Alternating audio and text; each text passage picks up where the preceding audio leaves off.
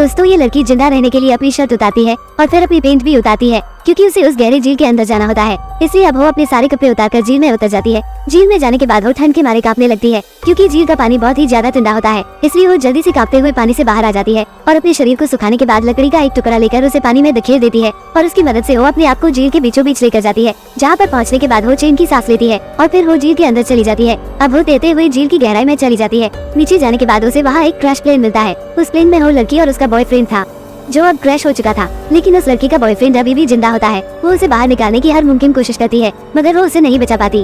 अब वो झील से बाहर निकल रही होती है, तभी वो देखती है कि दूसरी तरफ झील के किनारे पर कहीं से एक भालू आ जाता है और उसके कपड़ों को खाने लगता है। फिर वो उसे चिल्लाकर भगाने की कोशिश करती है तो भालू वहाँ से चला जाता है। अब लड़की किनारे पर आती है। अब वो लड़की इस जंगल से कैसे बाहर निकलती है जानेंगे अगले पार्ट में। तब तक के लिए चैनल को सब्सक्राइब करें।